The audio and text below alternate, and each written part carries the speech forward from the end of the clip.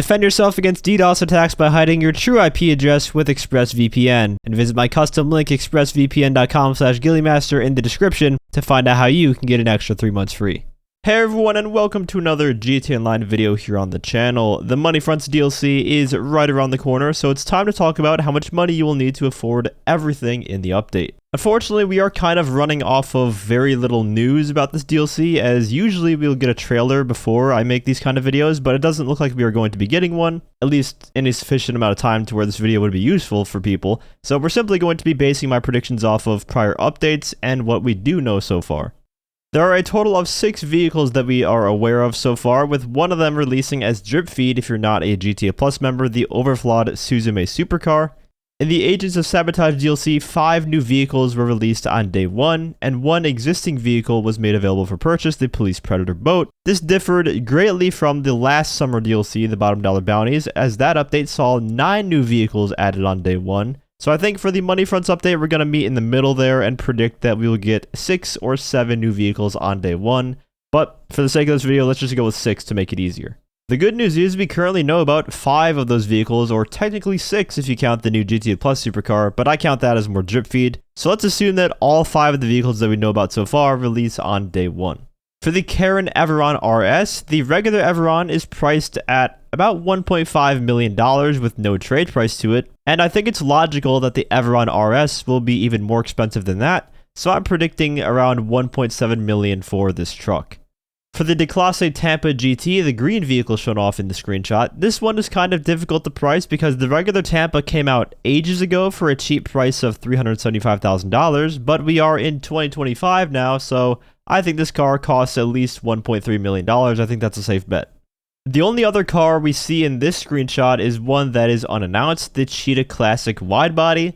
I'm going to assume they take the same route they did as the Jester RR Widebody, just hopefully without the forced delivery on it and more customization options for us. So basing the price off of that though, the Jester RR Widebody costed around $300,000 more than the regular version of the Jester RR. The regular price of the Cheetah Classic is $865,000, so I can see the widebody variant of the Cheetah Classic costing around $1.3 million. For the Woodlander SUV, we don't see this car in any of the screenshots, we just know about it from words, so I'm going to price it like a gtaonline 2025 SUV would likely cost.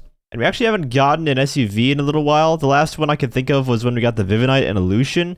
And I can see the Woodlander being more of an Illusion style of SUV as opposed to a van. So the Woodlander might cost around $1.8 million. And the only other vehicle that we know about is of course the Western Police Bike. As you guys know, Rockstar prices their police vehicles absurdly high, but considering this is a bike and not a car, I can't see it costing as much as a car. But since it is still a police vehicle, it's still going to have a premium price, even for a motorcycle, so I think you should be ready to spend $2 million for it. And to be honest, it wouldn't shock me if it was more than that. But those are 5 vehicles that we know about that will likely release on day 1. I, however, predicted that we're going to get 6 vehicles, so 1 would be unannounced. And so I'm just going to throw in the flat rate for any miscellaneous vehicles, which is $1.7 million. Sometimes the vehicles are going to be more than that, and sometimes they're less. But considering we also have the possibility of new police cars coming in, those are usually way more than $1.7 million, so it gives us some leeway.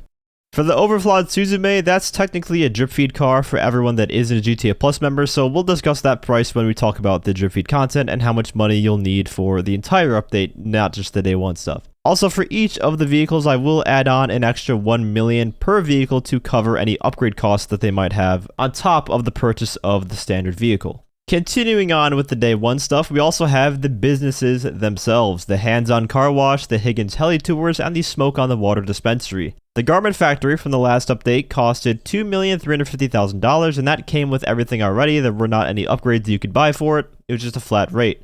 Which differed from the Bottom Dollar Bounties update, where the bail office maxed out costed around $4.8 million, but to be fair, most of that cost came from the upgrades as opposed to the standard business itself. Now, I can't really see a car wash costing a whole lot of money, and it's pretty much a toss-up whether the business will have upgrades or not for it, but there's also 3 different businesses that we'll be able to purchase from the looks of it, so I'm just going to group them up together to make it easier and say that to own all 3 of the new businesses, it's going to cost you $5 million. Other than that, though, there are clothing and weapons we have to talk about. Clothing, I'm just going to throw in a flat rate of 1.5 million. We don't really know much about that, other than the fact that usually new clothing is expensive. For the weapons, none were announced, but you just never know. They could slip a couple in here. So we'll add in another $350,000 just in case they do add a new weapon to the game. And that brings our day one total to buy everything in the update as it is available on June 17th to $22,650,000. Which is right around where most of my predictions land. Usually I predict around $20 million-ish saved up to buy everything available on day one of the DLC.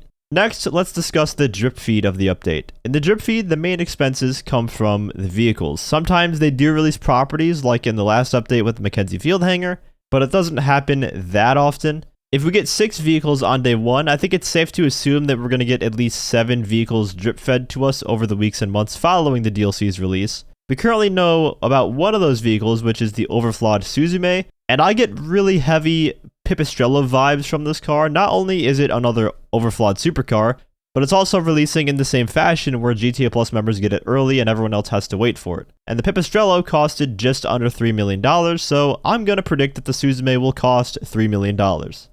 That leaves us with 6 other drip feed cars to price, and I'm again going to use the flat rate of $1.7 million per vehicle to price them because there could be cop cars that are way more expensive than that, or there could be vehicles that are much cheaper than that. So the $1.7 million again just serves as a nice middle ground. And we also, of course, have to throw on another $1 million per vehicle for the upgrade costs, which brings my predicted total of the cost of the drip feed content to $20,200,000.